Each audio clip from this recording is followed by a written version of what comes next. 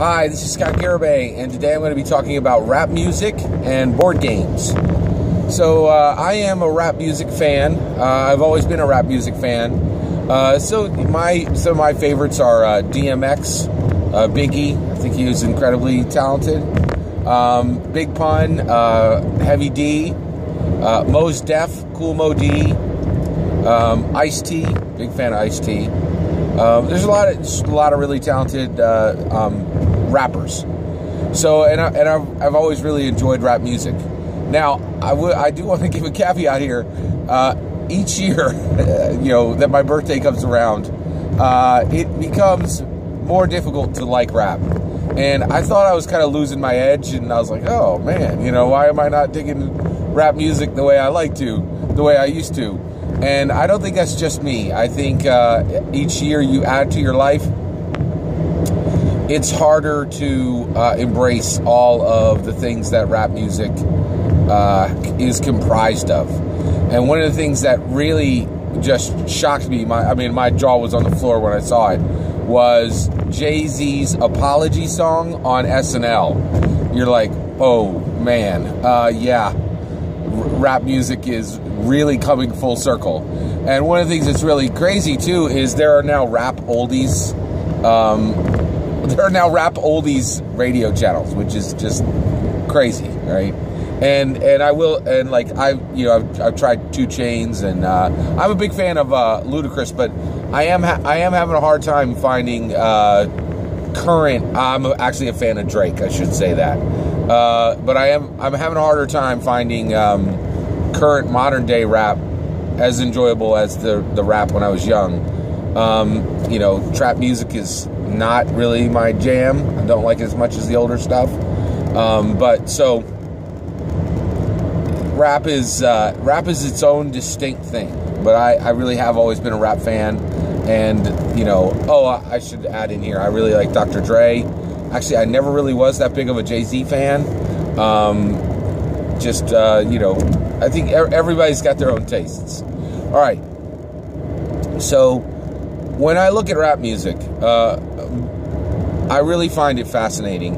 And one of the things that it did that I think was invaluable to our modern society was this idea of remix culture, right? So I feel like rap music came in and it said every song that's ever been created, those are components that we can use to make new music. We can strip parts out of those songs. We can take multiple parts from multiple different songs and lay them over a beat and then create something new and different, okay? And, it really changed society. Rap music has absolutely changed society. And some of the music that was made using rap is, are classics. They're, really, really just classic songs. And so, but one of the things that is interesting to me is now that you look back, like at the time when things happen, it's happening often so fast that the culture really doesn't have time to react, right? And I think it would be very hard. It would be much harder to create for rap to grow today than it did in the 80s, right?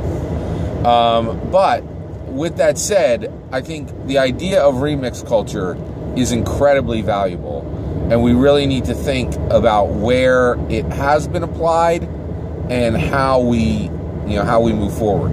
So, of course, one of my main hobby is tabletop role-playing games. And in tabletop role-playing games, remix culture has absolutely been successful and is in full effect, right? So, Lasers and Feelings, fantastic game by John Harper. That is a 2-page tabletop role-playing game. Another great, a 6-page tabletop role-playing game is Ghost Lines. I think Ghost Lines is one of the best tabletop role-playing games that's ever been created. It's absolutely fantastic. It's super concise. It's useful. It's really good.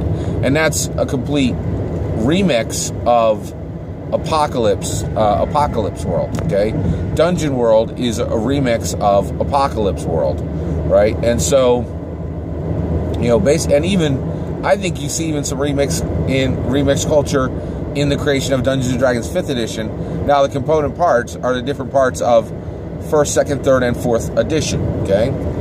Now, one community that I think has been not resistant to, but indifferent to remix culture is board games. But I actually think because of the nature of board games, they are eminently positioned to be used in a remix culture, right? So right now, when I play board games, and and basically it's a hobby I enjoy. It's not my number one hobby, but it's certainly a hobby I enjoy, right? When I play Splendor, I look at those components and I go, oh my goodness, you could make a tabletop role-playing game out of Splendor in about a month, and it would be amazing, and you could play amazing games with it. And then I look at all of the board games, not all, I would say 75% of all board games, I look at them and I say, these components would be absolutely amazing to create an awesome, compelling tabletop role-playing game. Pandemic, right? What are some about Age of War? Fantastic dice game with these tile cards that are castles. That right there is an amazing feudal Japanese tabletop role-playing game, right? But then you can mix them together, right? And so there's just so many, and any wrist box, you just get all those pieces out. There was a recent redo of Stratego where they did like a kind of a hard science fiction themed Stratego game. That thing is just waiting to be turned into a tabletop role-playing game. And right now, there's just a long, long line. Conan, the Conan tabletop role-playing game, they literally did make a tabletop role-playing game. You have the Conan board game, and then they brought out the Conan tabletop role-playing game. Scythe is just begging to be turned into a tabletop role-playing game, right? Now, one of the things I think is really interesting is, in the 80s, we had literally dozens of rap artists just come and make rap music and release rap music and sell rap music. It was not a thing. Like, it really wasn't a big deal, right? And I think there was some scuffles in the court here and there, but overall, it proceeded, right? But I am worried that the same would not happen in board games, right? So if you had a top tabletop role-playing game indie designer just go and create a Scythe tabletop role-playing game, right? Never talking to the original creator of Scythe, and just create a rule set and send that rule set out even for free, I think you would have a major problem on your hands, right? From a legal perspective, right? And so that really makes me think, what changed between 1987 and 2017? When in 1987 a new jam dropped and everybody was dancing to the beat, and now in 2017 a new jam would drop, for a new remix for here's tabletop role-playing games for your favorite board game, and I don't think it'd be received in the same way from a legal perspective, right? And so I think there's something a little bit lost there, and I'm very, very convinced that the other thing is, even if you're not going from conversioning from board game to tabletop role-playing game, but mixes, like taking two games, like take Fantasy Flight Games Lord of the Rings game and mix that with Lords of Underdeep, right? That type of mix, and completely release a brand new game that is a mixed board game, right?